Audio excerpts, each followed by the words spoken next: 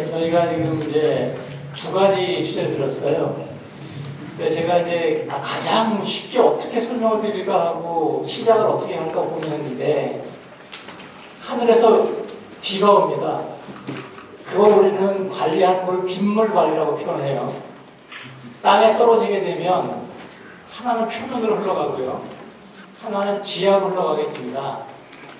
지하로 깊숙이 들어가면 지하수가 되고 중간에 있는 땅에 자기가 머금고 있겠죠. 요 물의 흐름 속에서 우리가 어떻게 하게 되면 지혜로울까라고 고민하고 있습니다. 그런 주제를 가지고 오늘 발표가 이루어졌고요. 그런 면에서 지금 물 관리에 대한 중대성이 여기서 나타나기도 했고 또 그동안에 우리나라가 어디에서 조금 놓친 게 있는 것인지에 대한 설명도 들었고 앞으로 그러면 어떻게 해 나가야 될 것인가 이 제안도 들었습니다. 그래서 뜻깊은 자리였던 것 같고요. 우선 순서대로 저희가 이제 토론자를 세 분 모셨어요.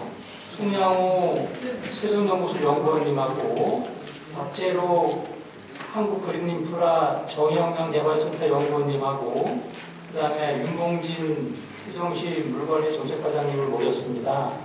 우선 이 세 분의 의견을 듣고요. 그 다음에 이제 발표자들이 아마 답변이 좀이라도 있어야 될 것 같아요. 그 대신에 짧게 드리겠습니다. 짧게 드리고 다시 이제 여기 참석해 주신 우리 프런트에 계신 분들은 질문을 또 받도록 하겠습니다. 길게 받을 수 있게 하겠습니다. 답변은 짧게, 질문은 길게 그렇게 진행하도록 하겠습니다.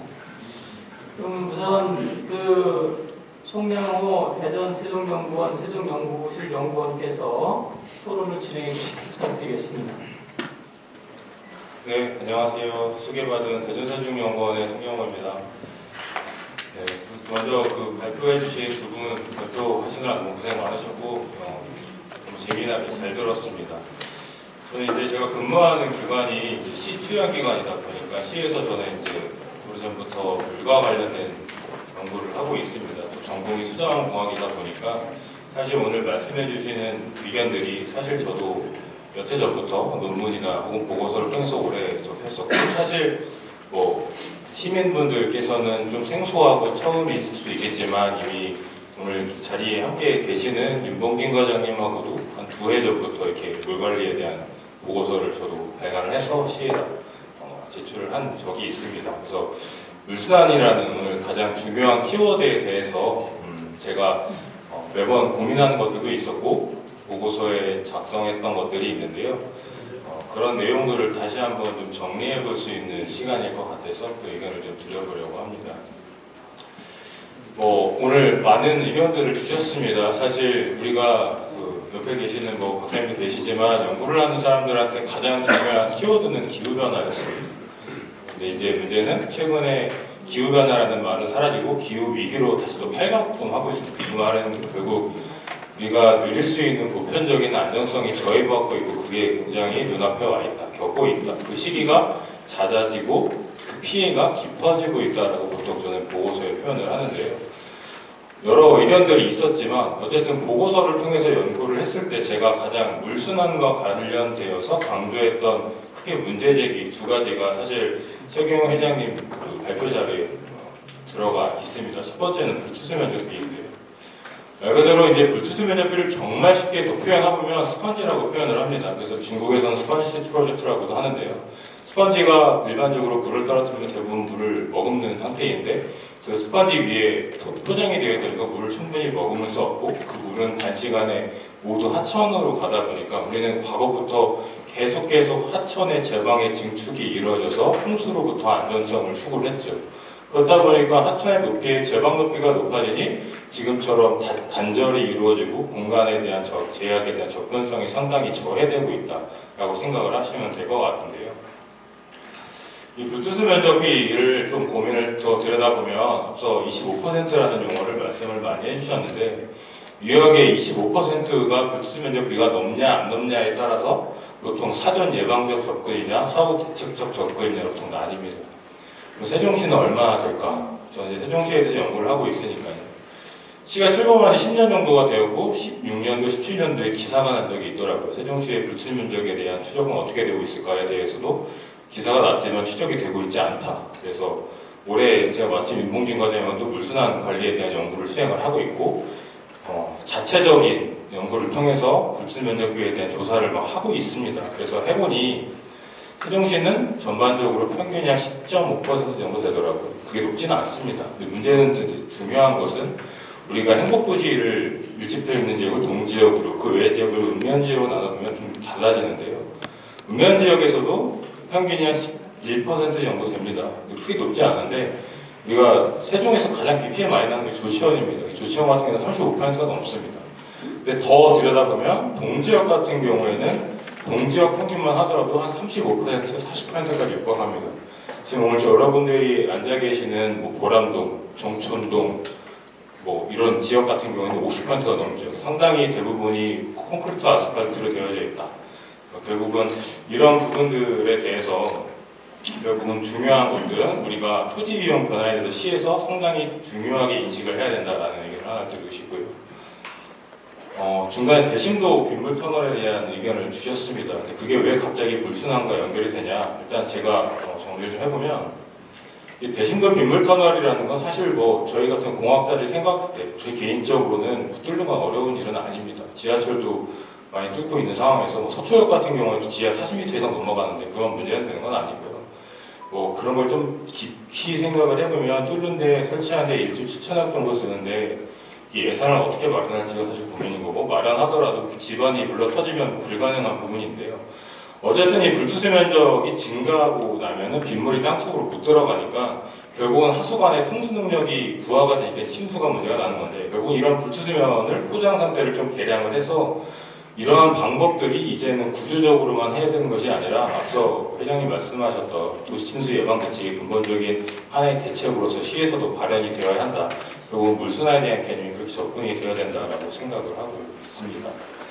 그렇다면 이제 시의 실정을 조금 이해하고 나서 실천 전략이 수립이 돼야겠죠. 가장 큰 실천 전략 첫 번째로는 물순환에 대한 기본적인 접근, 결국은 사업에 대한 접근이 필요한데 이것들이 단기와 중기, 장기적인 단계적 접근이 필요합니다. 물순환이라는 사업들이 이제 전국 여러 지자체에서 하고 있지만 사실 단발적인 사업으로는 효과를 얻기는 어렵고요. 시에서 실정에 부합하는 적용 가능한 정책을 발굴하고 실질적으로 이 사업이 단순한 추진이 아니라 앞서 말씀드렸던 동지역에 대한 토지 이용 계획과 읍면 지역에 대한 토지 이용 계획을 고민을 해서 연속적으로 복합적으로 고민을 해야 된다. 특히 가장 중요한 건 이 도시의 공간 구조에 대한, 왜냐하면 세종시는 여전히 개발 위주의 중심을 갖고 있기 때문에 앞으로 지속될 개발 과정 속에서 물순환을 어떻게 고민할 것인가에 대한 고민이 필요합니다. 그렇다면 실천 전략 두 번째로는 말씀하셨던 대로 법 제도적 측면이 가장 중요시 되어야 합니다. 서울시를 포함해서 울산시를 포함해서 한 20여 개 지자체에서도 이제 스마트 그린 도시, 물순환 도시들을 하고 있는데요. 사실 이 그린 도시라는 것들도 사실 우후죽순 되어 있지만 사실 정부의 모법이 없습니다. 결국은 우리가 고민을 했을 때도 세종시도 여러 조례가 필요하지만 물론 이제 세종시에서도 세종시 물의 재이용 촉진 지원에 관한 조례가 있지만 정확하게는 빗물 이용 조례에 대한 사실 개정이 통해서 목표량과 실제 이행 계획이 수립이 되어야 하고요. 그렇게 되려면 다시 세종형 물순환 기본 계획이 반드시 필요하다. 그리고 마지막으로 이제 필요한 재원에 대한 것들은 앞서 말씀하셨던 빗물 유출 부담금 같은 것을 도입을 해서 그 부담 임금을 도입을 하면 빗물 유출에 대한 관리에 대한 시설 투자를 할 수 있게끔 선순환 투자가 되어야 된다라고 말씀을 드리고 싶습니다. 그리고 실천 전략 세 번째로는 거버넌스입니다. 여기 계신 모든 분들인데요. 제 보고서에도 여러 번 강조를 했는데 시민이 공감하지 못하는 정책은 아무런 효과가 없습니다. 이런 것들이 왜 우리에게 돌아오는지에 대한 잘 설명이 필요하고 다양한 프로그램이 필요하다. 그래서 제가 올해 앞서 설명해 주셨던 소개해 드렸던 황민아 기자님하고 빗물 저금통 사업을 좀 해보자라고 말씀을 드렸는데 빗물 저금통 사업이 말 그대로 비가 왔을 때 그냥 다 버리는 것이 아니라 공공시설 같은 경우에 빗물 저금통, 그 저금통에 물을 담아놓고 비가 그친 다음에 그 물을 다시 살수를 혹은 조경용수로 쓰면서 그 물을 활용할 수 있는 것들을 단계적으로 올해 사업을 좀 해보자라고 이미 논의를 하고 있습니다. 마지막으로 하나 이제 말씀을 드리고 싶은데요. 저도 이제 연구자 시에서 시책을 연구를 하고 있다 보니까 이게 하나하나를 하는 것보다 가장 중요한 건 이렇게 비전을 수립하는 게 상당히 중요하더라고요. 그래서 비전을 수립하고 단계적인 정책 목표를 수립하려면 이제 세종시에서 고민하는 문제들 이제 잘 생각을 해보면 음연 지역에 대한 침수 문제가 있고요. 우리는 그 미호천이라는 금강에서 가장 더러운 오염된 중점지류가 흘러가는 구간이고, 그리고 그게 합류되면서 행복도심도 지속적인 개발이 이루어지고 불투수면은 증가하면서 농업용수는 많고 그리고 지하수위는 감소하고 있습니다. 이러한 것들을 이야기하는 이유는 우리가 시가 수립해야 하는 물순환에 대한 비전을 무엇인가를 깊이 고민을 해야 합니다. 단순히 다른 시도에서 하는 뭐 빗물 유출 제로, 빗물 재이용 이런 것들이 아니라 어떻게 하면 우리 시민들이 왜 이 물순환이 우리 시에 굉장히 필요한 사업이냐라고 고민을 해야 된다. 작년에 제가 이 자리에서 시에서 시책 그 발표 때 무슨 주제로 발표를 했냐면 물복지라는 개념을 말씀을 드렸습니다. 사실 복지라는 개념이 보편적으로 누구나 소외됨 없이 다 공평하게 누릴 수 있는 것들인데요. 사실 이 물복지라는 것들은 형평성, 안정성, 건강성 이런 것들을 고민을 해서 결국 우리가 다시 돌아오는 혜택 수혜자가 과연 누구일까? 여기 계신 모든 시민분들, 저 포함 모든 분들이 누려야 된다라고 생각을 합니다. 이런 식으로 많은 관심을 기울여 주셨으면 하고 시에서도 많은 노력을 기울이고 있으니까 많은 관심 부탁드립니다. 감사합니다. 전반적인 기후위기 이거는 요새 TV에서 아마 침수 때문에 우리가 이미 느꼈던 상황일 거예요. 그래서 이제 실천전략 세종시에 대한 뭐 물순환 사업 정책 개발이든가 법제도 측면에서의 실천사항, 거버넌스 필요성, 비전 수립의 문제를 지적해 주셨고요. 아무튼 세종시에 대해서 많은 연구가 있으셔서 앞으로도 그 세종시에 가장 물순환이 필요한 분이 아니신가 생각이 듭니다. 네, 감사드리고요. 다음에는 우리 박재록 연구원님께 토론 부탁드리겠습니다. 네, 안녕하십니까. 부산대학교 한국저영양 그린인프라센터에서 박재록이라고 합니다. 네, 반갑습니다. 우선 이렇게 뜻깊은 자리에 초대해 주셔서 너무 감사드리고 이런 스마트 도시 미래 전략 수도의 세종에서 주요 강인 금강이랑 대청댐 물관리에서 저희도 좀 부산에서도 좀 많이 보고 있는데 이런 정책 세미나에 참여할 수 있는 영광을 주셔서 너무 감사드립니다. 오늘 발표해 주신 두 분의 이야기가 대부분 투수 포장에 좀 많이 포커스가 맞춰져 있었는데요. 이제 투수 포장을 뭐 보신 분들도 계시겠지만 저영양 개발이라는 기술에서 조금 파생된 기술이라고 좀 보실 수 있겠습니다. 저영양 개발이라고 하는 거는 이제 말 그대로 개발을 하는데 자연에 최소한의 영향을 미치면서 개발을 하겠다라는 그런 기술인데요. 이런 부분들이 조금 설명이 좀 덜 된 것 같아서 너무 연구적인 측면에서 발표만 많다 보니까 조금 더 보강을 제가 하고 싶었습니다. 그래서 이런 저영양 개발을 통해서 무엇을 하느냐 하면은 물순환이 건전하게 자연에 가까운 물순환을 하고자 하는데요. 이게 사실 뭐 정확하게 홍수를 완전히 없애거나 이렇게 할 수 있는 기술은 아니라고 저는 생각을 하고 있습니다. 하지만 이 피해를 최소화하고 또 그 물 관리를 할 수 있게 정책적으로도 얼마나 잘 활용할 수 있느냐에 따라서 이제 도시에서 그리고 시민들이 내는 세금들을 얼마나 잘 활용하느냐까지도 가기 때문에 좀 이런 부분들을 시민분들도 그렇고 이제 지자체에서 기관에서도 다 잘 아셨으면 정말 좋겠다고 생각합니다. 우선 저는 박사 학위를 투수성 포장을 통해서 학위를 끝냈는데요. 이 투수성 포장의 가장 큰 문제점이라고 할 수 있는 폐색도 있지만 이용함에 있어서 가장 큰 문제점은 사실 투수성 포장을 통해서 침투된 그 물이 어디로 가느냐에 좀 많이 있었습니다. 제가 이제 많은 실험들을 하면서 뭐 지자체라든지 뭐 기관들, 뭐 공공기관들이라든지 아니면 큰 아파트 단지 이런 데서를 보면서도 대부분 유공관을 통해서 이제 침투된 물을 우수광고로 빼버리는, 배수시키는 그런 시설들이 좀 많았는데요. 그런 식으로 사실 활용을 하게 되면은 그냥 불투수 면을 통해서 우수광고로 물을 배수하는 것과 크게 다를 바 없습니다. 배수를 하는 데 있어서 얼마나 천천히 배수를 하느냐, LID의 저영향 개발의 주요 목적이기 때문에 어떻게 하면은 지하수로 침투시킬 수 있는지, 어떻게 하면은 저류해서 그걸 재이용할 수 있는지, 이런 부분들을 사실은 지자체나 기관에서 좀 많이 고민을 해야 될 거라고 생각하고 있습니다. 앞에 송영호 박사님께서 이제 세종시에 대해서 너무 잘 설명을 해주셔서 저는 이렇게 좀 투수 포장 이 부분에 대해서만 조금 말씀을 드리고 싶은데요.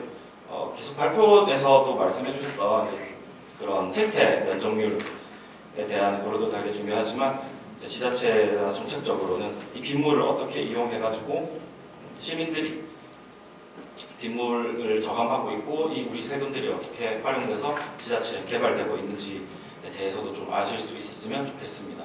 최종 이게 어디까지나 저희 연구자의 입장에서 항상 연구를 할 때는 그 궁극적인 목적을 조금 많이 보고 있습니다. 저영향 개발의 목적은 결국 빗물을 얼마나 건전하게 물순환을 할 수 있는 개발을 하면서도 얼마나 그 자연에 영향을 끼치지 않게 하냐, 그리고 결국 시민들이 세금을 내고 이런 인프라를 활용하는 목적은 결국엔 편의성과 편의성이 제일 큰데요. 이제 뭐 보행의 편의성이라든지 아니면 뭐 물 사용에 있어서 편의성이 있어야 되고, 이제 지자체나 이런 수요처들은 이제 이런 것들을 유지 관리하고 얼마나 잘 활용하는지 그 목적에 조금 더 포커싱을 해야 되지 않을까 라고 생각합니다. 좀 결론적으로 말씀드리면 이 투수성 포장 같은 경우에는 뭐 어떤 형태의 블럭이든 어떤 형태의 포장이든 방금 말씀드렸던 그 궁극적인 목적은 물을 얼마나 저감시킬 수 있냐가 되겠습니다. 이 부분에 대해서는 아까 김선혁 책임연구원님께서 너무 잘 발표를 해주셨는데요. 그 블럭의 모양이 어떻든 이형 블럭이든 그런 것보다는 실제로 현장에 이렇게 시공이 되었을 때 그 부분에서 얼마나 저감할 수 있는지, 그 성능이 얼마나 유지되는지 그런 부분들을 좀 정량화할 수 있고 그렇게 정량화해서 평가할 수 있고 이 수요처가 그 숫자들을 정량화된 성능들을 좀 잘 활용할 수 있도록 되었으면 좋겠습니다. 그리고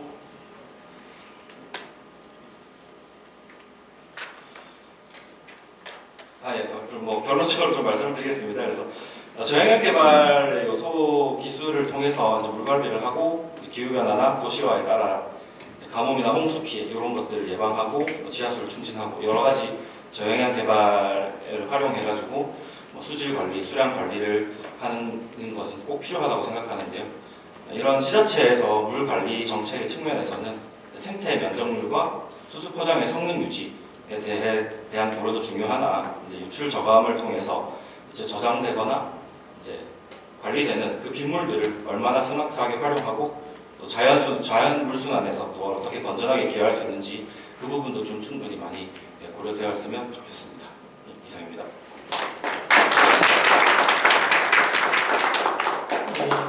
일단은 하여간 저장수 이용, 우리가 이제 물을 잘 순환시키기도 하고 침투하게 되면 땅속에 있게 되는데 그거를 어떻게 해서 이용할 것이냐에 이제 의견을 주셨고요. 그거에 대해서도 같이 이제 고민해야 될 문제라고 생각을 합니다. 지금까지 두 분의 이제 의견을 들었고요. 제가 항상 이제 그 관에 나오시면 그분을 마지막에 토론을 부탁드립니다. 왜냐하면 정리될 게 있을 수도 있고, 그다음에 또 가끔 우리가 토론자에서 발표하다 보게 되면 지자체 일을 막 언급하게 되고 그래서 마지막에 부탁을 드리게 되고 뭐도 말씀드렸어야 되는데 그래서 제가 가능하면 마지막에 모십니다. 그래서 세종시 윤봉진 과장님 의견을 듣도록 하겠습니다. 안녕하세요. 세종시 물관리정책과장 윤봉진입니다.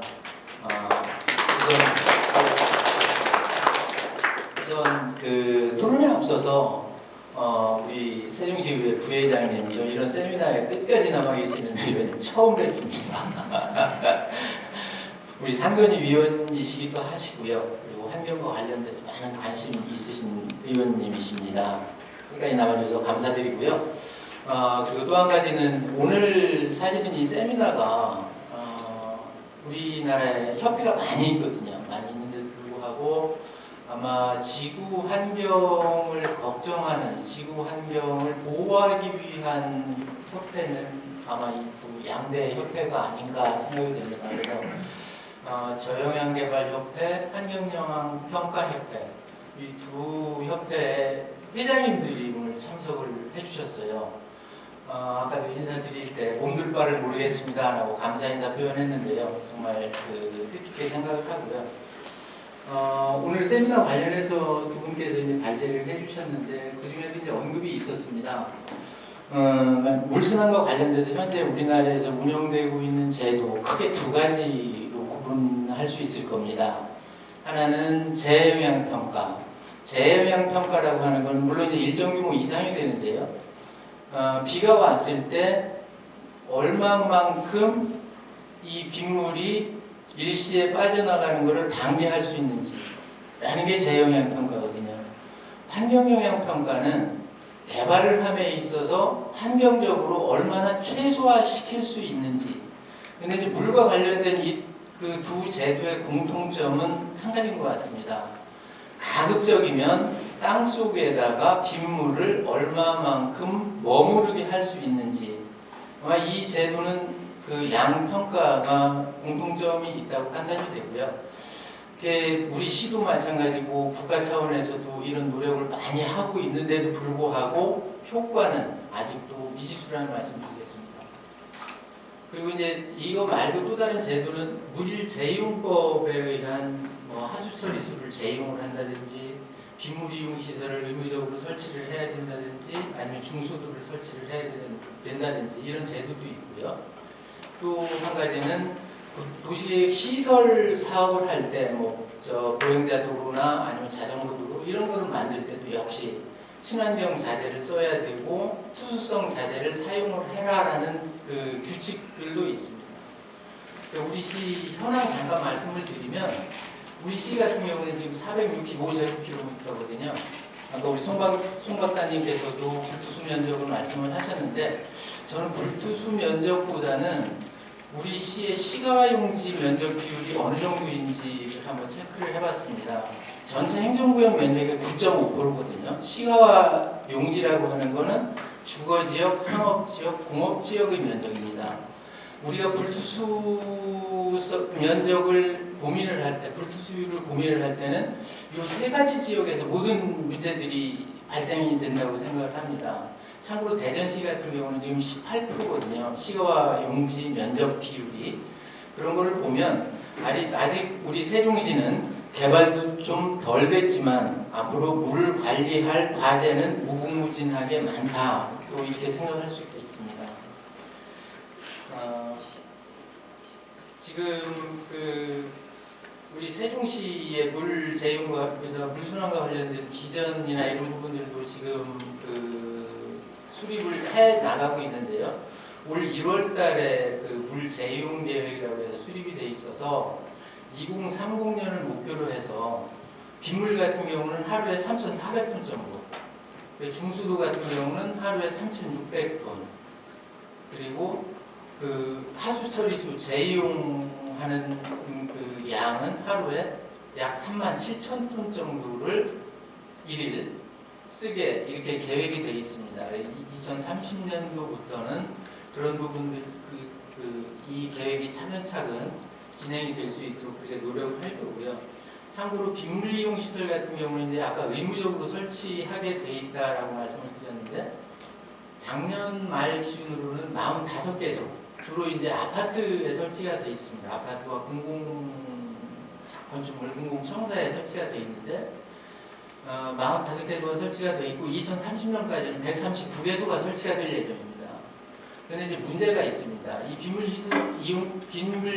이용 시설을 이용을 할 때 계절적인 특수성이 있거든요. 우리나라는 비가 참 얇을 때도 장마기에 거의 대다수가 내리고 또 평상시에는 그렇게 비가 많이 오지 않기 때문에 이걸 어떻게 활용을 해야 될지가 우리 시의 고민이기도 합니다.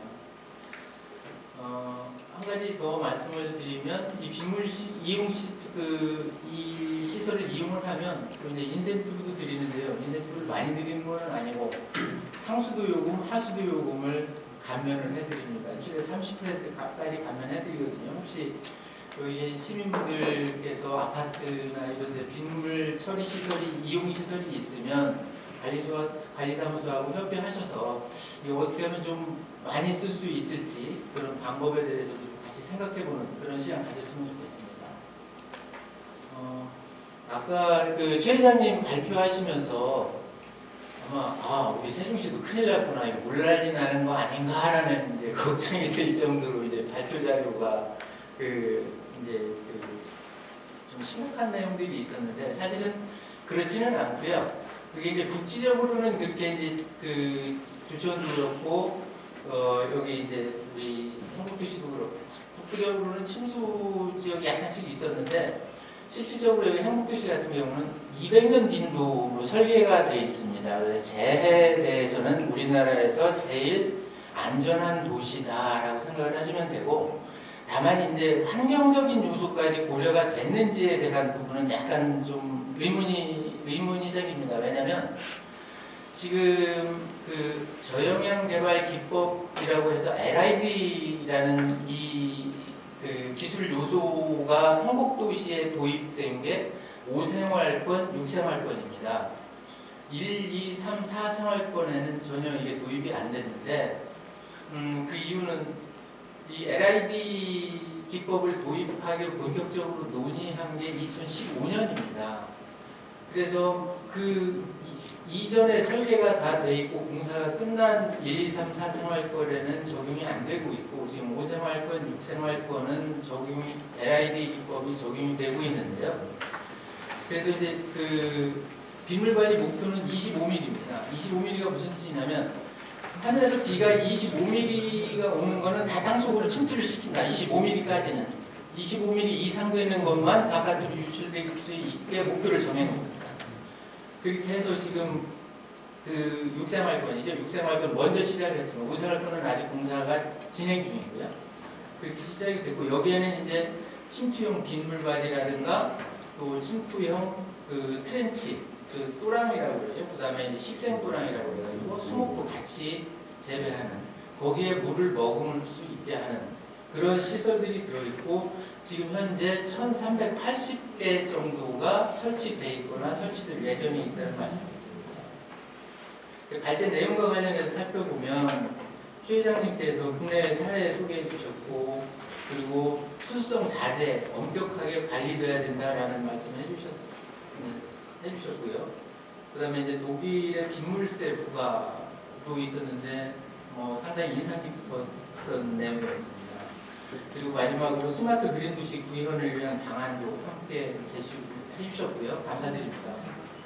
그리고 우리 그 화학연구원의 김선혁 책임연구원께서는 그 수성 재료의 시험 방법 바꿔야 되겠다라는 말씀을 해주셨는데 저도 전적으로 공감합니다.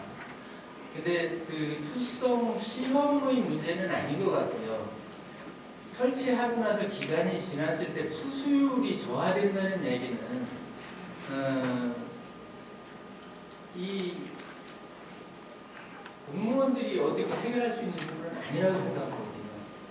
이건 이 제품을 만드는 분들, 그러니까 민간 차원에서 해결을 해줘야 될 부분이지 공무원들이 아무리 관리 감독을 항상 해서 해결될 부분은 아니라고 생각합니다. 물론 이제 법적인 제재나 이런 부분이 있어야 될 것으로 생각이 들고요. 그래서 이렇게 그 물 순환의 당위성이나 이런 부분들이 이제 제도적 장치는 다 마련이 돼 있고, 근데 현장에서 확산이 되지 못하는 이유, 제 나름대로 분석을 해봤는데 한 3가지 정도로 요약을 할 수가 있을 것 같습니다. 이 수수성 포장재가 좋다는 생각을 하고 있는데 이게 상당히 비쌉니다. 한 그 일반 포장재보다 2배 이상 되는 것들도 있고요. 그리고 민간도 마찬가지고 공공도 마찬가지입니다. 공무원들이 이거를 반영을 하게 되기는 하지만 예산의 문제도 있고 효과의 문제 이런 부분들 때문에 과연 이걸 설치를 해도 되는 건지에 대한 믿음이 안 간다는 게 첫 번째 문제이고요.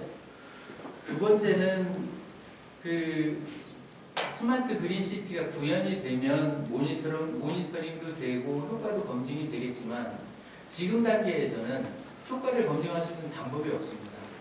이게 과연 땅속으로 물이 잘 침투가 되는 건지 아닌지에 대한 그 확인이 실질적으로 육안으로는 불가능하다는 문제가 있고 문제가 있는 것 같고 아까 말씀드렸던 것처럼 세 번째는 우리나라 강수 형태가 계절적으로 너무 편중이 되어 있다는 말씀드리겠습니다.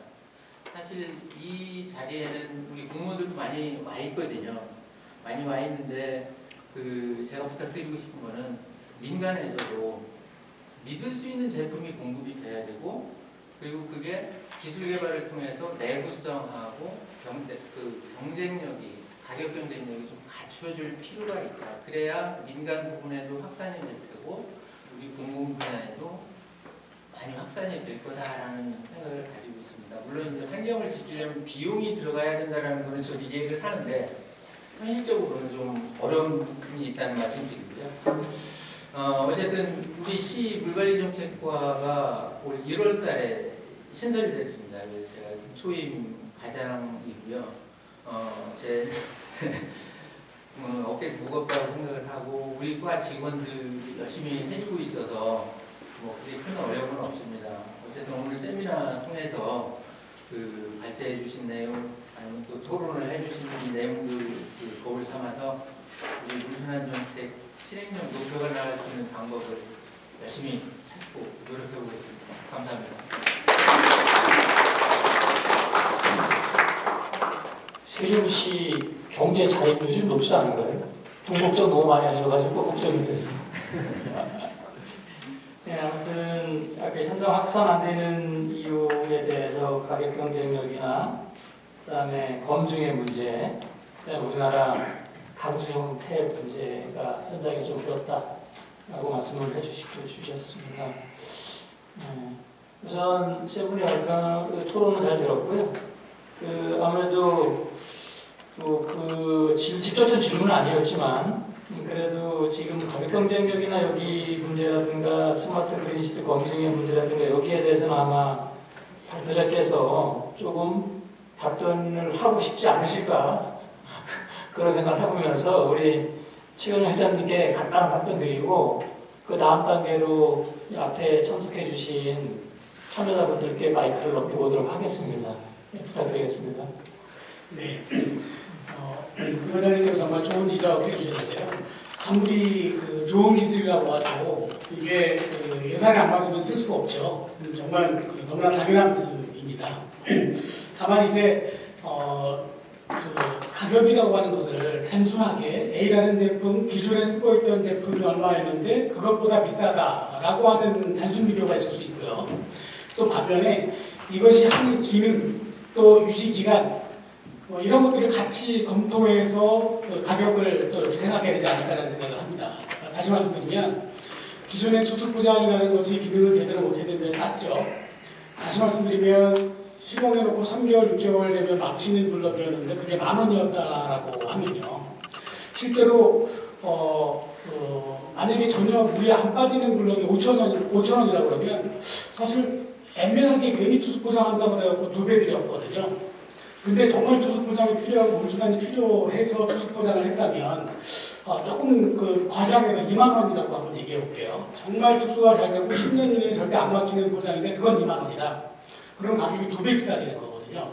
2배 비싸지는데 이게 10년 동안 투수 기능을 제대로 역할을 하고 그로 인해서 아까 말씀드렸듯이 이 전시대가 침수되는 그런 재난 문제뿐만 아니라 환경의 문제라든지 또 여러 가지 기후 열대야 열섬현상이라든지 미세먼지라든지 다양한 것들을 저감해서 가져올 수 있는 효과들을 비교한다면 어쩌면 그 가격은 그게 비싸다고 생각하지 않을 수 있습니다. 다만 이 좋은 블록을 써도 막히는 문제는 사실은 공무원분들이 거기까지 신경 쓸 수는 없죠. 그 대신에 기준을 높이자는 겁니다. 사실 어떻게 보면 기업들이 제가 이런 얘기를 하는 거에 대해서 저를 상당히 공격을 할지도 모르겠지만 기준을 높여가는 것, 기준을 높여주면 기업들은 그만큼 또 열심히 연구개발을 따라가면 돼요. 단순히 싼 제품을 서로 경쟁력이 더 싸게 만들다가 환경을 해치는 것보다는 기준을 높여서 적어도 우리 세종시에서는 10년 이내에는 막히지 않는 그런 제품을 쓰겠다라고 선언을 하고 실제 그럴 수 있는 기준을 높여서 우리 김선영 연구원이 말씀하셨던 것처럼 그런 기준을 만들어서 그 기준에 통과하는 제품 이렇게 하자는 거죠. 그렇게 해서 비싸게 주고 사는데 책임을 그 역할을 못하면 책임을 지게 하자는 거죠. 만약에 2년 이내에 막혔다 그러면 재시공할래? 책임질 수 있니? 라고 하는 어떤 강력한 제도들, 강력한 기준들 그렇게 따라가야, 그렇게 해야 기업들도 따라갈 거고 기술 개발을 더 열심히 할 거고 또 원가를 절감하기 위해 더 노력을 할 겁니다. 그런 기준들이 우리 세종시에서 먼저 만들어지기를 바랍니다.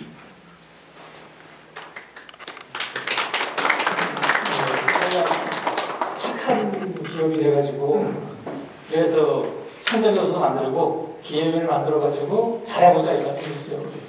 알겠고 그 다음에 아까 또 과장님께서 어려움이라고 말씀하셨던 게 그 투수율 저하가 관에서 이제 감독하기 어렵다. 그래서 지금 우리 여기 김선영 연구원님께서 투수율 KS를 관리하고 있는데 그게 현장에서도 뭔가 잘 이루어져야 되는데 그것이 좀 관리하기 어렵다라는 이제 말씀을 주셨어요.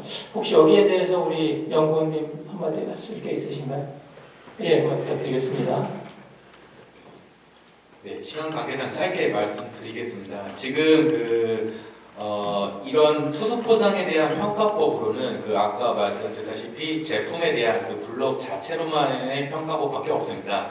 KSF 4419라고 말씀드렸었는데 이게 현장에 깔리고 나서 아까 회장님께서도 말씀하셨는데 서울시 같은 경우는 2년 뒤에 현장의 투수 성능을 확인하도록 되어 있는데 이게 지금 잘 지켜지지는 않고 있거든요. 지켜지지 않는 이유가 현장 투수 성능에 대한 시험법이 없기 때문에 부재에 대한 문제로 그렇기 때문에 지금 공무원 분들도 지금 그 부분에 대한 거를 확인할 수 있는 방법이 없기 때문에 이런 부분이 이제 좀 더 만들어지거나 보완된다고 하면은 이 제도가 이제 좀 더 기능을 잘 작동할 수 있지 않을까 생각이 듭니다.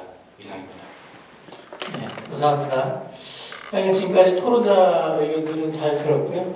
이제 마이크를 우리 앞에 계신 참석 여러분 드리도록 하겠습니다. 혹시 의견 있으신 분은 예. 가서 여쭤보도록 예, 말씀하시죠. 우선 성함을 말씀해 주시고요. 그러면 메모를 간단히 하도록 하겠습니다.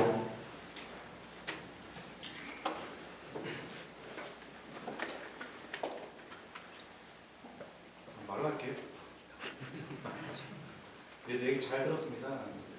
이제 아까 대략적인 내용을 이렇게 살펴보니까 이제 이 물관리 관련되어 있는 내용에 대해서 물순환에 관련된 빗물 관리에 대한 내용이 좀 핵심적인 키워드로 저는 들렸는데 내용을 발제자 첫 번째, 두 번째 하신 내용을 보니까 좀 투수 블록에 좀 집중되어 있는 것 같습니다. 그러니까 이게 아까 이제 얘기하셨던데 투수 블록을 아까 윤봉진 과장님께서 얘기하시는 걸 보니까 이 투수 블록이 사실 좀 세종시와 관련돼 있어서는 좀 관련성이 좀 떨어지지 않나라는 생각이 들어요. 이게 좀 서울이나 그와 관련돼 있는 좀 물관리 관련돼 있는 내용으로 좀 제가 보기에는 이제 이해를 했습니다. 관련해가지고 그러니까 어떻게 보면 또 물순환, 이 물자원, 빗물자원을 어떻게 활용할 거에 대한 포인트에 대해서는 좀 이야기가 좀 거의 없었고 이 투수 블록과 관련돼 있는 포인트에 너무 맞춰져 있는 것 같은데 이게 어떻게 이렇게 되는지 오늘 이제 세종시 물관리라는 타이틀을 다셨기 때문에 세종시와 관련돼 있는 내용에 대해서 말씀하셨는데 이제 여기에 집중되는 부분이 있는데 이거에 대한 오늘 이 세미나 관련돼 있는 데 있어서 이 세종시 물관리와 오늘 세미나의 의미를 좀 재정립해 주셨으면 좋겠고 또 두 번째는 최경영 이제 우리 발표자님께 말씀드리면은 오늘 이제 주관하신 공동 주관하는 게 비단강 살리기 운동 본부 아닙니까? 근데 이제 이게 지금 비단강과 관련돼 있는 내용과는 어떤 연관성이 있는지는 잘 이해가 안 됩니다. 그래가지고 오늘 세미나가 비단강 살리기 운동 본부 오늘 이제 주관하셨던 내용과 어떤 연관? 그러니까 비단강이라는 게 이제 저 하천 물관리 이런 것들을 이제 관련돼 있지 않습니까? 오늘의 세미나가 비단강 살리기 운동과 어떤 관련성이 있는지 좀 설명해 주시면 감사하겠습니다. 이상입니다.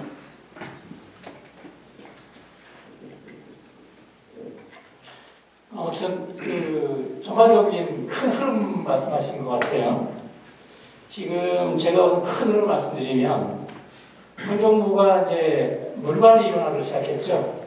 물관리 일원화라고 하게 된 뭐였냐면 수질과 수량을 한꺼번에 관리하겠다는 뜻이 크게 내포되어 있습니다. 먼저 수질은 환경부가 했었고 수량은 국토부가 했었는데 그러니 같이 하는 게 낫겠다 해서 물관리 일원화가 이제 물의 관리 효율성을 높이겠다라는 것 때문에 했었고요. 그 중에 첫째 아들이 저영양 개발입니다. 그 다음에 둘째 아들이 빗물관리고 이렇게 여러 종류가 많이 있는데 이제 오늘은 이제 아마 우리가 물관리 중에서도 빗물을 관리하면서 투수블럭에 조금 기술이 집중될 것뿐이고 이게 이거만 하자는 뜻은 아니고 일단은 현재 우리나라에 활용되고 있는 기술 중에 이쪽에 이용 가치가 있는데 이 이용 가치가 있는 투수블럭의 한계점은 무엇이고 어떻게 개량하면 나아질 것인가에 대한 초점이 있는 거예요. 우리가 전체를 사실 논하자는 자리보다는 그런 게 있었는데 아마 이제 제목 때문에 질문하신 것 같고요. 좀 필요하게 되면 앞으로 전체 물 관리 일원화라는 주제로 아마 세종시가 하게 된다면 지금 여러 가지 나왔던 것들이 담길 수 있지 않을까 생각이 들어서 그건 제가 좌장으로서 말씀을 드리고 그 다음에 비단강 살리기 관련성이 이거에 대해서는 그래도 우리 최근명 대표님이 공동 대표님이시죠? 한 말씀 좀 부탁드리겠습니다. 일단 비단강 강물은 다 빗물입니다. 어디에 떨어져서 비단강 강물로 들어왔는지가 중요하겠지만 우리 세종시에서 관리할 수 있는 우리 세종시에 떨어진 빗물이죠. 세종시에 떨어진 빗물이 비단강으로 들어가는데 기존에 도시화되어 있지 않은 부분은 변화가 없을 겁니다. 하지만 개발로 인해서 우리가 도시화가 됐고 물투수 면적을 만들었기 때문에 왜곡이 생기고 수량에도 문제가 생길 거고 또 수질에도 문제가 생깁니다. 그래서 우리가 세종시 안에서 그 비단강을 컨트롤할 수 있는 것은 우리 세종시의 빗물 중에 특히 물투수명에 떨어진 빗물들이 핵심일 수밖에 없고요.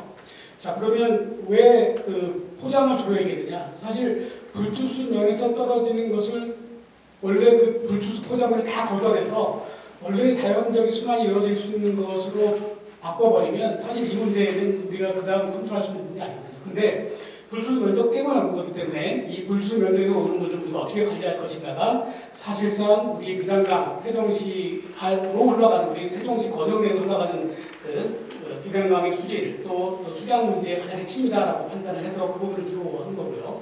그 외에 나머지 여러 가지 그 보조수단들, LID들이 있지만 그건 보조수단입니다.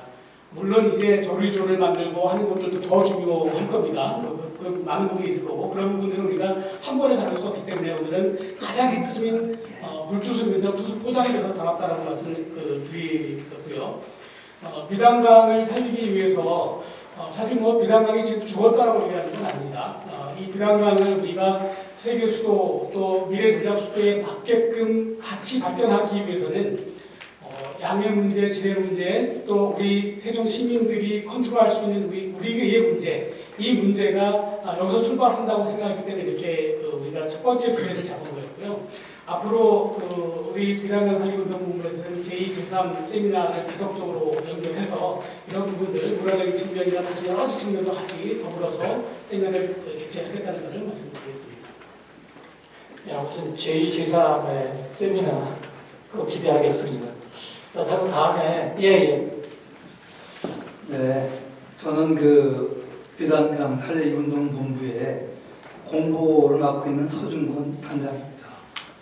오늘 지금 보니까 한 2시간 반 정도 이렇게 진행하셨는데 우리 청중들이 귀를 쫑긋하고 정말 관심 있게 듣는 거 보니까 정말 열띤 세미나 그리고 정말 꼭 필요한 말씀들 많이 해주시는 것 같아서 정말 고맙습니다.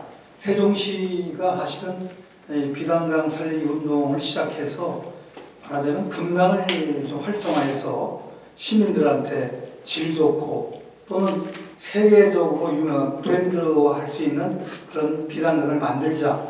아마 이런 최 시장님의 마인드도 있는 거죠.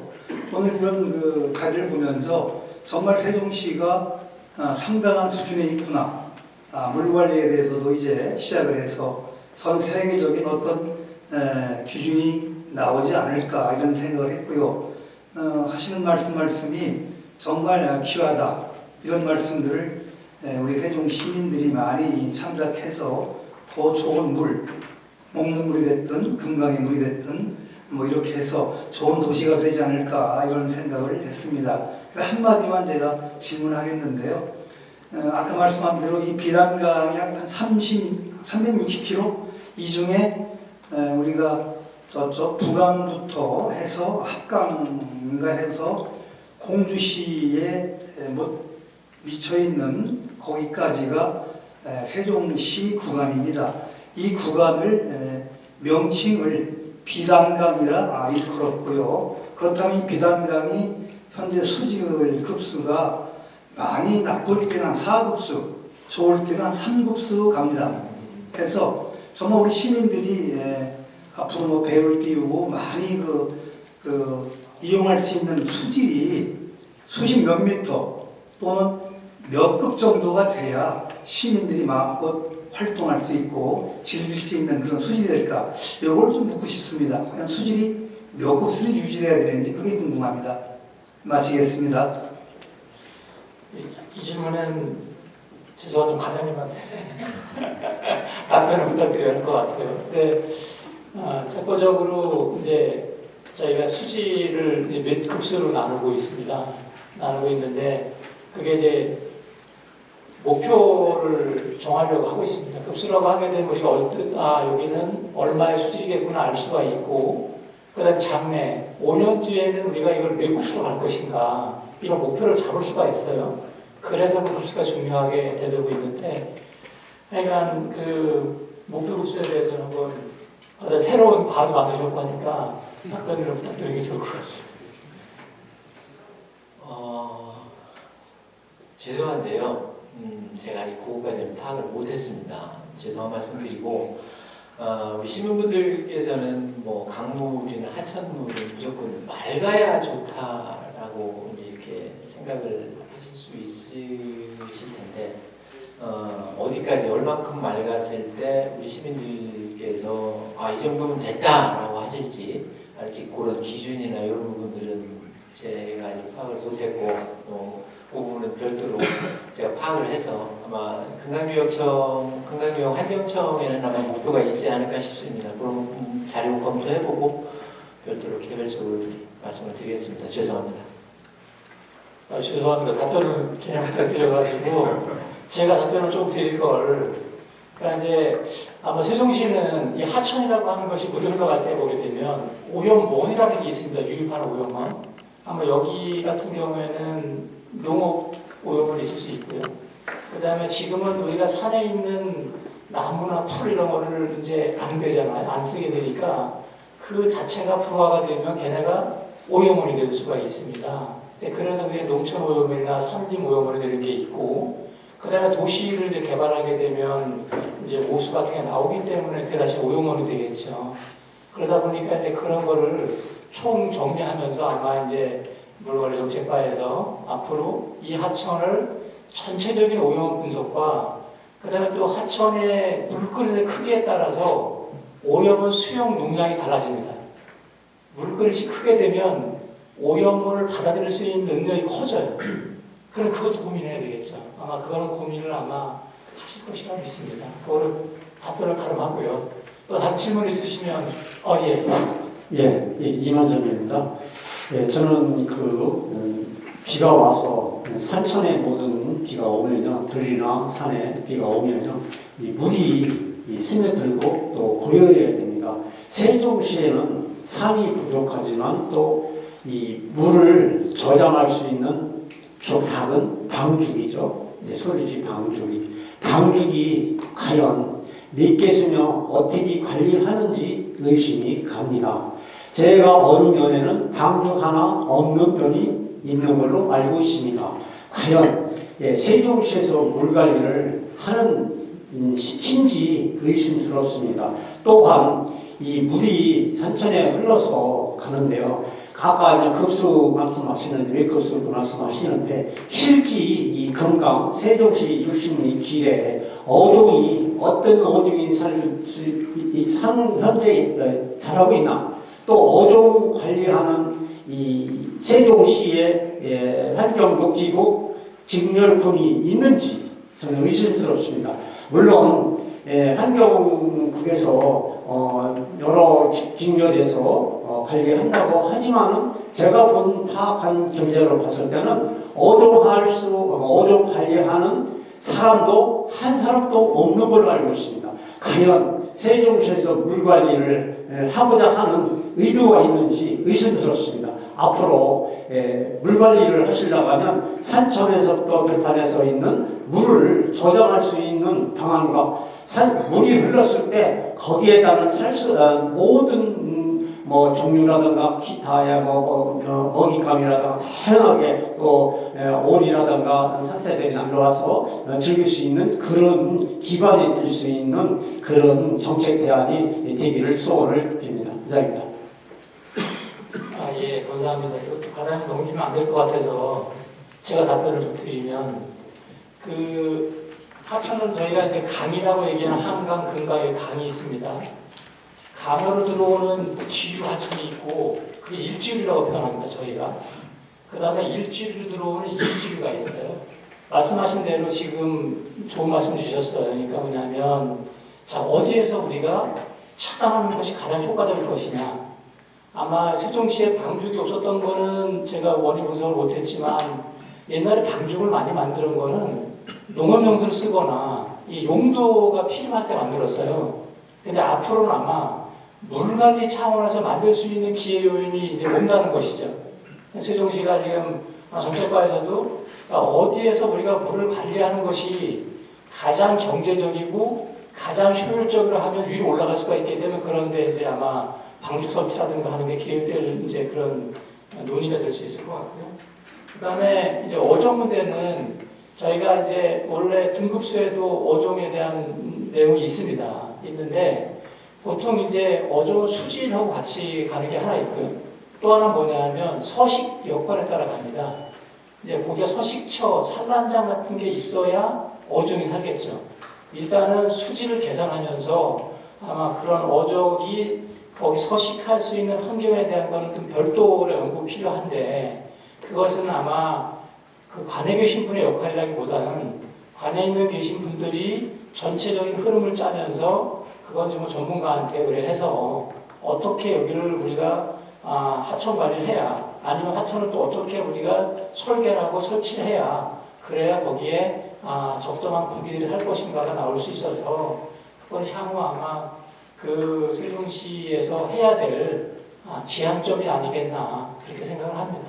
아마 계속 고생하실 것 같아요. 우리 지금 이 관심 많으셔서 네, 감사드리고요. 자, 다음 또 혹시 질문 있으시면 예.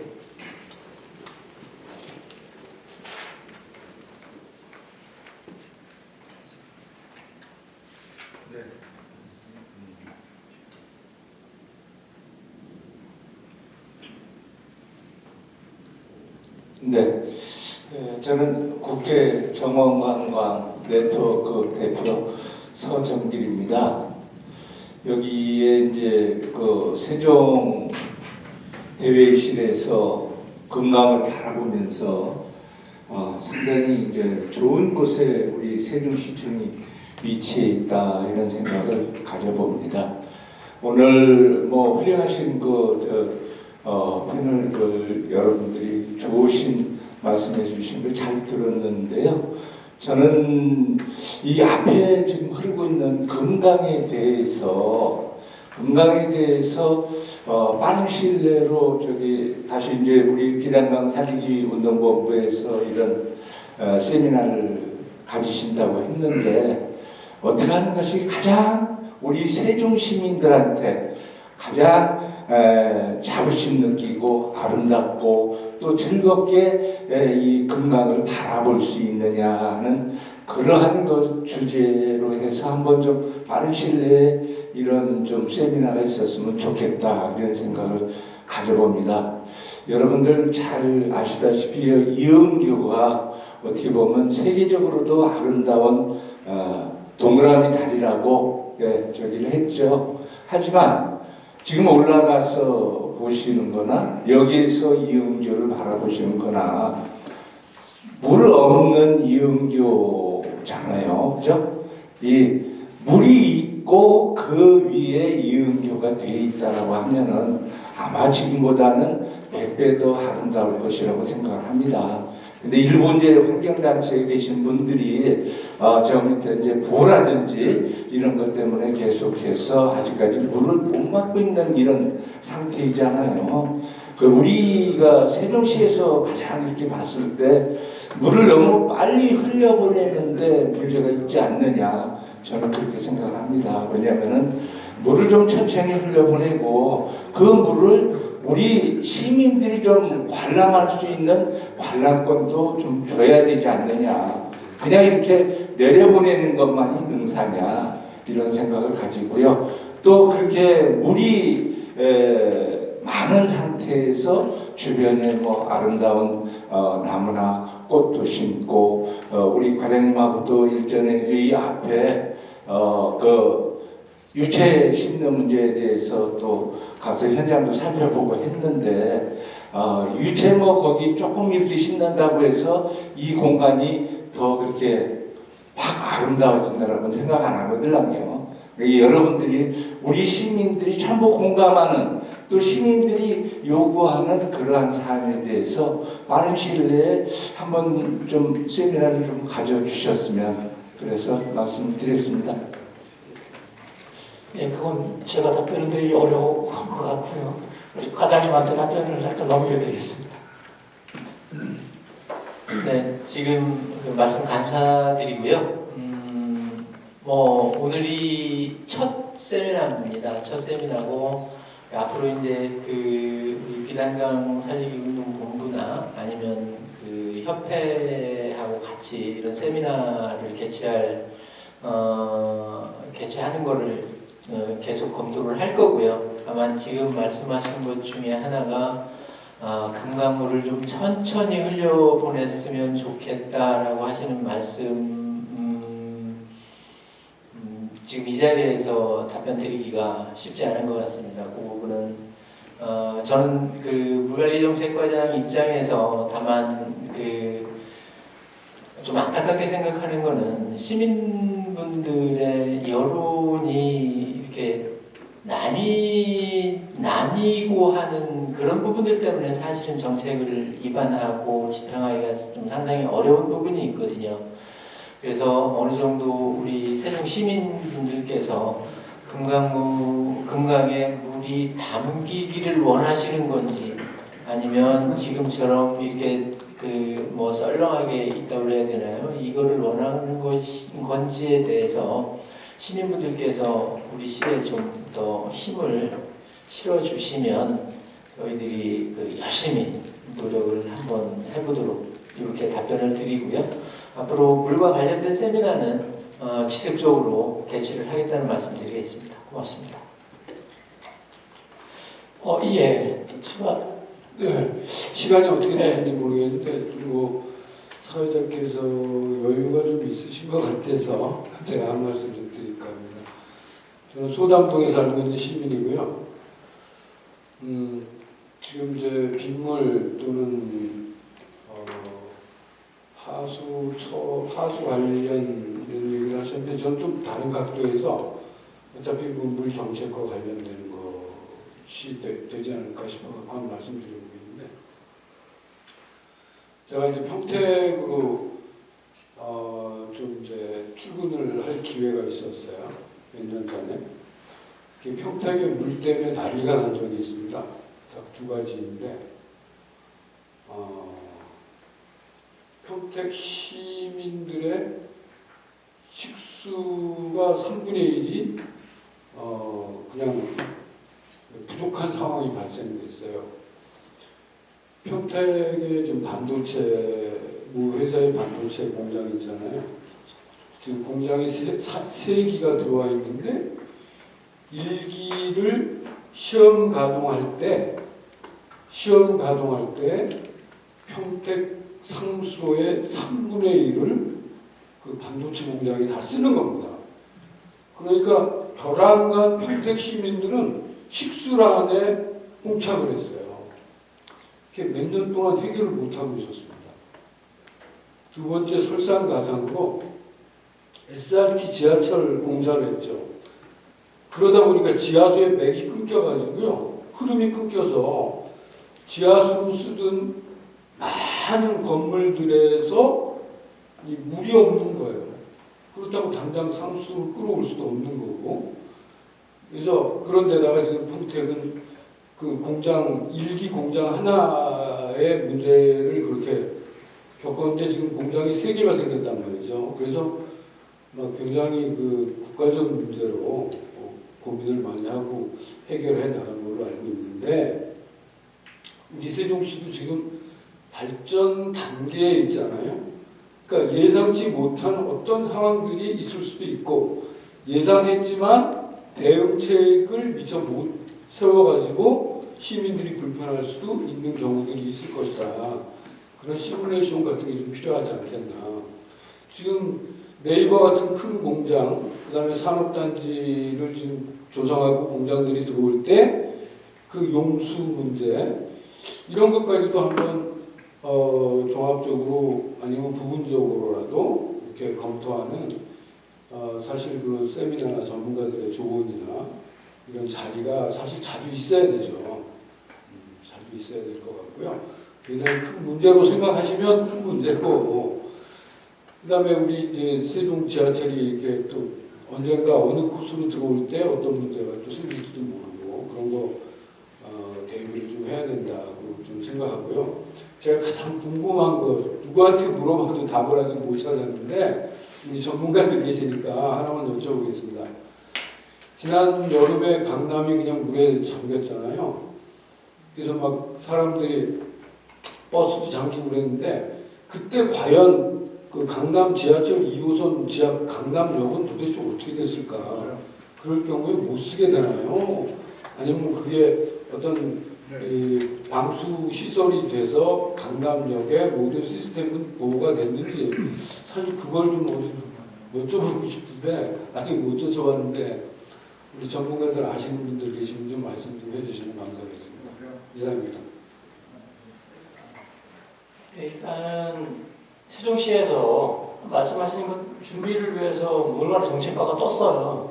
아마 이제 앞으로 세종시의 물관리의 정책은 분명히 선도적으로 나올 것이다라고 믿어주셨으면 감사드리고요. 저도 그 강남팀에서는 뭐 어떻게 확인을 못 해봤는데, 일단은 저희가 지하 그 공간을 활용할 때에는 지하수가 당연히 흘러나올 곳이 있기 때문에 그 펌핑이나 이런 시스템을 다 갖춰놓습니다. 실제적으로. 그래서 이제 지금도 대신도를 얘기한 것들이 지금 우리가 갖고 있는 시스템을 활용해서 대신도로 전환시켜가지고 빨리 배출하려고 하는 거거든요. 그래서 이제 아마 그때 당시에 침수가 되면서 침수되는 것을 펌핑이나 여러 시스템에 의해서 배출시키면서 그렇게 했는데도 불구하고 그때 일부 지역에서는 도로 위까지 이제 찼었잖아요. 그런 것들이 있었기 때문에 아마 그 용량이 부족했었다. 이거는 누구나 인정할 수밖에 없는 사실일 겁니다. 그 정도로 그냥 이해해 주시면 고마울 것 같고요. 자, 그러면 이제 혹시 마무리하고 싶은데 다른 질문도 있으신가요? 없으시면 제가 그 마무리하면서 또 하면서 한마디, 2줄만 말씀드리겠습니다. 그 오늘의 세미나가 비단강을 비단화시키는 그런 시작점이 됐으면 좋겠다라고 말씀드리면서, 다들 그 발표자께서 우리 최경련 말씀하셨듯이 할 수 있다가 아니고 우리가 해야 된다. 우리 지금 정책가도 그렇고 여기 모이신 분, 관심 있는 분들이 같이 해야 한다고 말씀을 드리면서 마무리 짓도록 하겠습니다. 자, 우리 박수로 마무리 짓겠습니다.